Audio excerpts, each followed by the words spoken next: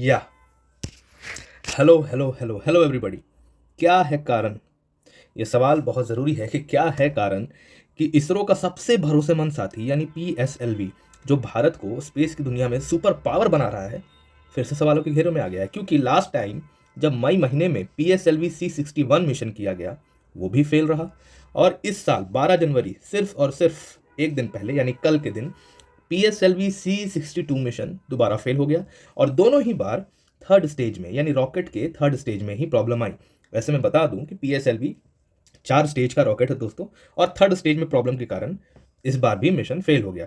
इस पूरी खबर को बहुत ज़्यादा कवरेज मिली। द हिंदू ने कवर करा, इंडिया टुडे ने करा, टाइम्स ऑफ इंडिया ने करा, द इकोनॉमिक टाइम्स ने करा, और भी बहुत ज़्यादा, मतलब समझिए मेजर हर न्यूज़ आर्टिकल ने इसको कवर किया है। तो समझेंगे पूरा क्या है मामला, ये पीएसएलवी क्या है, जीएसएलवी क्या है, ठीक है, क्यों दिक्कत आ रही है, तो समझते हैं इसको, डिटेल एनालिसिस करेंगे। चलिए पूरा डिकोड करेंगे इस आर्टिकल को और समझेंगे। देखिए जैसा मैं आपको बता रहा था ना, पीएसएलवी 4 स्टेजेस में चलता है, 4 स्टेजेस का रॉकेट है।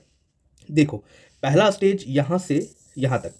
तो जब रॉकेट शुरू में जब लॉन्च होता है ना, उसको बहुत ज़्यादा थ्रस्ट की ज़रूरत पड़ती है ताकि वो इनिशियली ऊपर ढकेला जा सके, ठीक है, ग्रेविटी के अगेंस्ट ऊपर ढकेला जा सके। तो ये देखो, ये बूस्टर्स दिख रहे हैं आपको, बड़े बड़े बूस्टर्स लगे होते हैं फर्स्ट स्टेज में। और यहाँ जो प्रोपेलेंट यूज़ होता है यानी जो ईंधन यूज़ होता है वो सॉलिड होता है।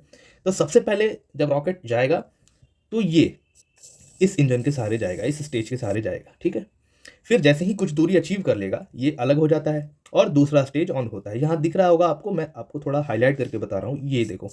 तो दूसरे स्टेज में यहाँ से कंबशन होगा, ठीक है, यहाँ से कंबशन होगा। मैं थोड़ा इसका कलर चेंज करके आपको दिखाऊं। देखो यहाँ से कंबशन होगा और फिर ये कुछ कुछ दूरी तक और जाएगा, और फिर दूसरा स्टेज भी, यानी यहाँ से लेके यहाँ तक का भाग, दूसरा स्टेज भी अलग हो जाएगा।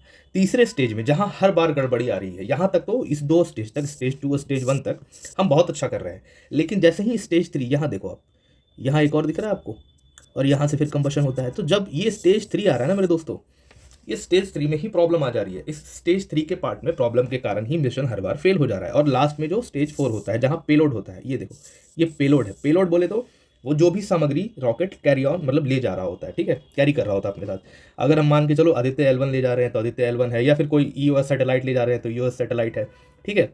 कुछ भी हम लेके जा रहे हैं तो क्या है, वो पेलोड कहलाएगा, ठीक है। जैसे मंगलयान में हम लेके जा रहे थे तो रोवर प्रज्ञान को लेके जा रहे थे, ठीक है, तो वो पेलोड हो जाएगा। तो फोर्थ स्टेज में जो क्या होता है, लास्ट स्टेज में पेलोड होता है। तो ये थर्ड स्टेज में प्रॉब्लम के कारण ही हर बार जो है पीएसएलवी कोलैप्स कर रहा है, पिछले 2 बार से। हर बार तो नहीं, बट C62 और C60, जैसा मैंने आपको दिखाया, C62 और C61 में। तो मैंने आपको बताया कौन से स्टेज में प्रॉब्लम हो रहा है, इस स्टेज में।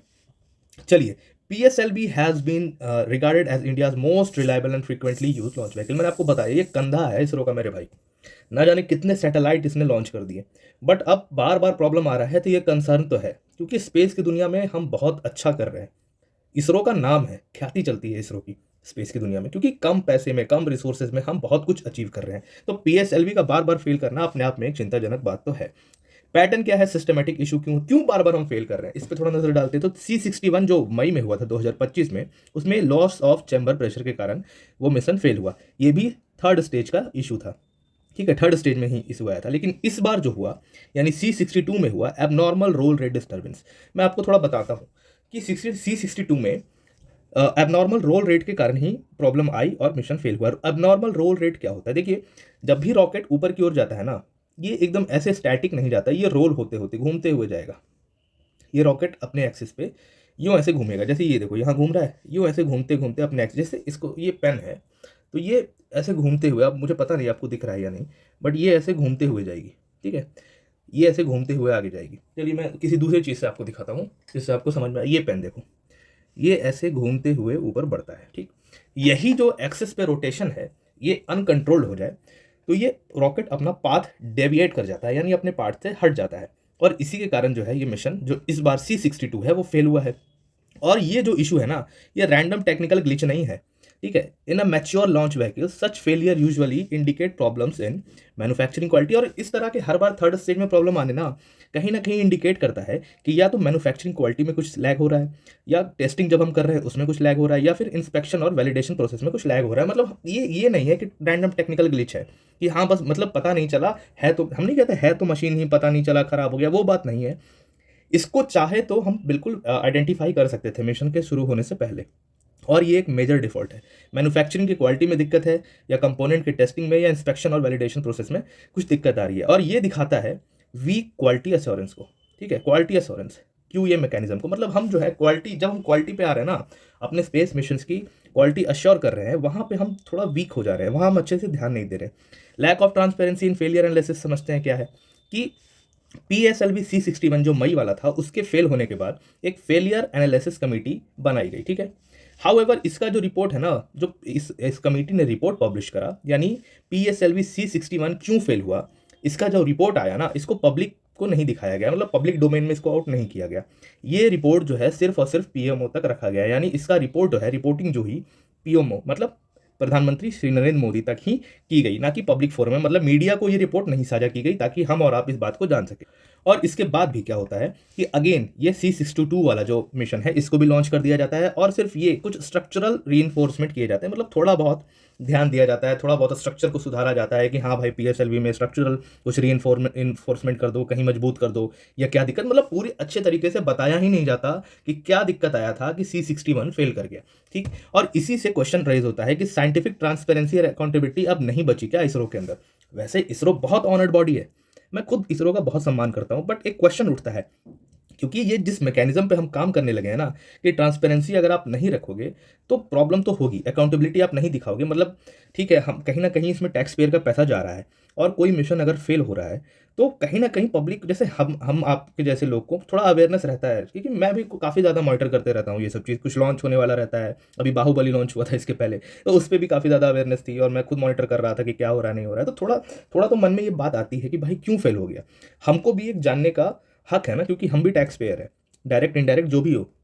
तो एक रिपोर्ट को सिर्फ आप PMO तक रख दोगे तो ये कहीं ना कहीं ट्रांसपेरेंसी, लैक ऑफ ट्रांसपेरेंसी और लैक ऑफ अकाउंटेबिलिटी दिखाती है, जो इसरो के अंदर थोड़ी ट्रेंड अभी बन रही है। ऑल्दो मैं दोबारा कहूंगा, इसरो बहुत ज़्यादा रिस्पेक्टेड बॉडी है, मैं खुद ये इसरो DRDO बहुत सम्मान करता हूँ इन बॉडीज़ का। ठीक है, चलिए आगे देखते हैं कमर्शियल एंड ग्लोबल इम्पैक्ट क्या है। तो देखिए, PSLV is marketed internationally through new space India limited. ये जो बॉडी है ना, न्यू स्पेस इंडिया लिमिटेड, इसके बारे में आपको थोड़ा बताऊं। इसरो का एक समझ लीजिए ये भी एक साइड आर्म है। ये क्या करता है, मार्केटिंग करना, ठीक है, या मान के चलिए किसी दूसरे देश के सैटेलाइट को अपने को लेके जाना है, ठीक है, PSLV में लेके जाना है, तो उसको ये सब चीज़ें जो कमर्शलाइजेशन है, इसको हैंडल करता है इसरो का कौन, new space India limited, NSIL। तो क्या क्या काम कर रहा है, तो देखिए, NSIL एक पब्लिक सेक्टर इंटरप्राइज है, ठीक है, incorporate new commercial arm department of space. मैंने आपको बताया डिपार्टमेंट ऑफ स्पेस या इसरो का ये कमर्शियल आर्म है। दूसरा क्या है कि भाई जितना भी चीज़ है, मतलब R&D कैरी आउट हो रहा है, उसका बेनिफिट है, मतलब प्रोजेक्शन जो करना है ना, कमर्शलाइज जो करना है मार्केट में, वो सारा काम कौन देखता है, तो न्यू स्पेस इंडिया लिमिटेड देखती है। ठीक है, देखिए यहाँ भी है, to spearhead commercialisation of space product including production of launch vehicle, transfer to technologies and marketing of space product. तो ये पूरा काम है। तो मतलब ऐसे समझिए कि इसरो डिजाइन करता है और टेस्ट करता है PSLV को, और NSIL जो है वो इंडस्ट्री की मदद से इनका बिल्डअप करता है, सेल करता है, लॉन्च करता है PSLVs को, या इसमें जो भी सैटेलाइट दूसरे कंट्रीज के जाने हैं, मतलब पूरा कमर्शलाइजेशन जो जोन है वो NSIL करता है। तो अगर हम बार बार हमारा जो है PSLV फेल होगा, इससे इसके कमर्शलाइजेशन पे, इसके एडवर्टाइजमेंट पे, इसके ब्रांड बिल्डिंग पे भी एफर्ट आएगा, इम्पैक्ट आएगा। जैसे क्या होगा कि हाई इंश्योरेंस प्रीमियम, अब ये तो जाहिर सी बात है, कोई भी व्हीकल अगर बहुत ज़्यादा फ्रीक्वेंटली क्रैश कर रही है तो इंश्योरेंस प्रीमियम हाई हो जाता है। दूसरा क्या है, कॉन्फिडेंस अमंग फॉरेन क्लाइंट्स की, मतलब मान के चलिए हम यूक्रेन का कोई स्पेस, पोलैंड का कोई सैटेलाइट, यूक्रेन का कोई स्पेस सैटेलाइट, ऐसे काफ़ी ज़्यादा यूरोपियन कंट्रीज़ के सैटेलाइट्स हम लॉन्च करते हैं। तो भाई फॉरेन क्लाइंट्स जो है उनके अंदर थोड़ा सा रिड्यूस हो जाएगा कॉन्फिडेंस कि हाँ यार ये तो मतलब बार बार फेल कर रहा है इनका PSLV, हम मतलब समझ रहे हो ना, नेगोशिएशन बढ़ जाते हैं। जब आप डंके की चोट पे रख के कुछ बात नहीं कह पाते तो थोड़ा नेगोशिएशन बढ़ जाता है। जैसे आप ऐसे समझो कि मैं गया, मैंने बोला कि हाँ मुझे अपना सैटेलाइट आपके लॉन्च व्हीकल में लॉन्च करवाना है। आपने कहा कि हाँ चलो, मान के चलो 100 रुपये लगेंगे। मैं कह रहा हूँ अजय 100 रुपये क्या ले रहे हो आप, 2 बार से तो आपका खुद का मिशन फेल कर रहा है, मैं खुद रिस्क में हूँ कि जाएगा नहीं जाएगा क्या है, तो एक काम करो 100 नहीं 80 ले लो। समझ रहे हो, एक नेगोशिएशन बढ़ जाता है जब इस तरह का इम्पैक्ट आता है। And loss of competitiveness in global launch market, समझ रहे हो, दिक्कत तो होगी, लॉस तो होगा ही। This undermines the India's ambition to become next exporter of space service, की जो हमारा एम्बिशन है ना कि स्पेस की दुनिया में हम सबसे ज़्यादा एक्सपोर्टर बने। एक्सपोर्ट करना मतलब क्या, सर्विस एक्सपोर्ट करना, कि हाँ भाई किसी को भी, तुमको कुछ रिसर्च करवाना है स्पेस में, लाओ लाओ, तुमको सैटेलाइट लॉन्च करवाना है, लाओ लाओ, तुमको जो भी करना है हमारे पास लाओ, बहुत कम कीमत में हम ये सब चीज़ मुहैया करेंगे। और बिलीव मी, इसरो ये चीज़ करता भी है। अभी जो अनफॉर्चुनेटली कह लो या स्ट्रक्चरल लैकनेस के चलते कह लो, जो भी प्रॉब्लम आ रही है पीएसएलवी में, आई होप ये टेम्पररी है, और आई विश कि ये बहुत जल्दी सुधर जाए, ताकि हम दोबारा से वो रफ्तार जो है ना पीएसएलवी वाली वो पकड़ पाए। भाई कोई टच नहीं कर पाएगा अपने को, क्योंकि है ना, इसरो इज समथिंग, है ना, बहुत कम रिसोर्सेज में हम कर रहे हैं। तो अभी जो अंडर करंट लीडरशिप जो है, जो डॉक्टर वी नारायणन है, चेयरमैन है इसरो के, उनके टेन्योर में थोड़ा सा देखा जा रहा है कि भाई साइंटिफिक ओपननेस कम हो रहा है और ब्यूरोक्रेटिक एंड सिक्रेटिव अप्रोच थोड़ा बढ़ रहा है। वही पीएमओ वाली बात की, थोड़ा सा आप जो ओपन जो आता था ना इसरो की, हाँ ये प्रॉब्लम हुई, ऐसे ऐसे हुआ, तो वहाँ से थोड़ा सा शिफ्ट करके ब्यूरोक्रेटिक नेचर और सिक्रेटिव अप्रोच जो है ना थोड़ा बढ़ रहा है। Proceeding with PSLV C62 before publicly addressing PSLV C61 findings suggest priority given to timeline over the safety and reliability। कि भाई आपने PSLV C61 के बारे में बताया ही नहीं पब्लिक को कि वो क्यों फेल हुआ, क्या दिक्कत आई, और आप PSLV C62 की तरफ बढ़ गए। ये कहीं ना कहीं शो कर रहा है कि आप टाइमलाइन को, जो टाइम बाउंडेशन है ना कि हाँ इसके बाद ये मिशन होना है, दिसंबर के बाद फरवरी में ये मिशन हो रहा है, मार्च में ये होना है, आप उस पर बहुत ज़्यादा फोकस कर रहे हो, रेदर देन कि हाँ कुछ अगर फेल हो गया तो सेफ्टी और रिलायबिलिटी की क्यों फेल हुआ पहले उसको देख लें, ताकि दोबारा से ये जो चैलेंज है, ये जो फेलियर है, रिपीट ना हो। आप थोड़ा सा अप्रोच जो है आपका टाइमलाइन पे ज़्यादा फोकस है, ना कि सेफ्टी और रिलायबिलिटी पे। Strategic pressure behind the launch क्या रहा, उस पर थोड़ा समझ लेते हैं कि PSLV C62 मिशन जो है वो कैरी कर रहा था EOS-N1 सैटेलाइट। EOS-N1 सैटेलाइट यहाँ देखो, DRDO ने बनाया है इसको, अर्थ ऑब्जर्वेशनल सैटेलाइट है, और इसको डेवलप किया था DRDO ने, और 15 अदर भी सैटेलाइट हम लोग लेके जा रहे थे। Given its strategic and national security importance, the launch में have been fast tracked, possibly compromising the caution. कि भाई बहुत इंपॉर्टेंट था EOS-N1 सैटेलाइट को लॉन्च करना और 15 अदर सैटेलाइट को लॉन्च करना, क्योंकि नेशनल सिक्योरिटी का मुद्दा था। हो सकता है कि ये जो अर्थ ऑब्जर्वेशनल सैटेलाइट है ये बॉर्डर एरिया को या फिर समझिए रिमोट सेंसिंग को किसी भी यूज़ में आती हो, तो इंपॉर्टेंट था। तो इसके चलते क्या किया गया कि इस लॉन्च को फास्ट ट्रैक कर दिया गया, रेदर देन कि थोड़ा अच्छे से समझ लिया जाए कि हाँ इसके पहले वाला C61 जो फेल हुआ था कहीं वो चीज़ रिपीट ना हो जाए, और अनफॉर्चुनेटली वो चीज़ रिपीट हो भी गई।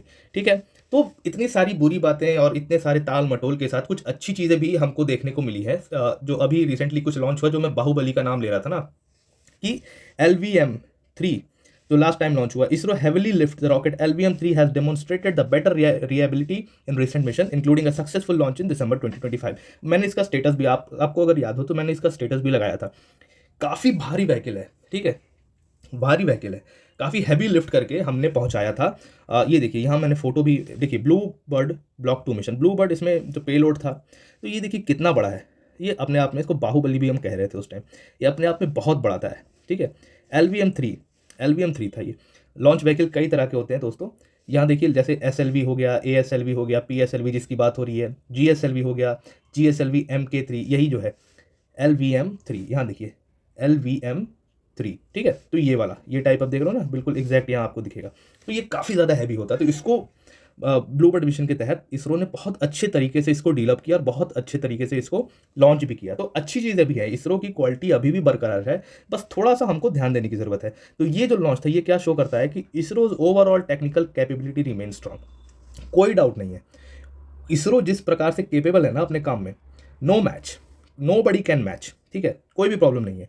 दिक्कत क्या है, the problem is PSLV specific, मतलब इस PSLV के साथ जो प्रॉब्लम हमें देखने को मिल रही है, बाकी मिशन अभी भी इसरो बहुत अच्छे से कंडक्ट कर रहा है, तो PSLV के साथ जो भी प्रॉब्लम है हमको थोड़ा उसको ध्यान देने की जरूरत है।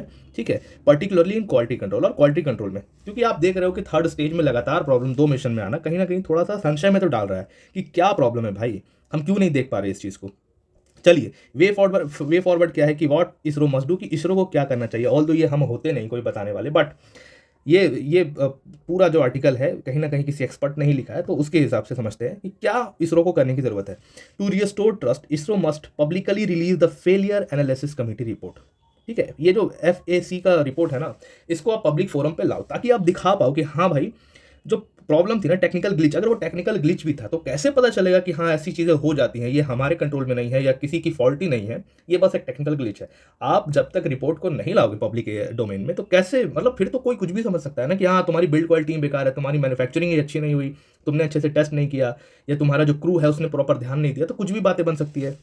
तो इस रिपोर्ट को पहले पब्लिक फोरम पे आप लाओ और एक्सप्लेन करो कि 2025 के C61 में क्या दिक्कत आई थी, whether the same issue record in, क्या 2026 में जो इशू आया क्या बिल्कुल सेम था या क्या प्रॉब्लम था, and why third stage is repeatedly failing, कि भाई थर्ड स्टेज में ही क्यों प्रॉब्लम बार बार आ रही है, उस पर थोड़ा ट्रांसपेरेंसी दिखाने की जरूरत है।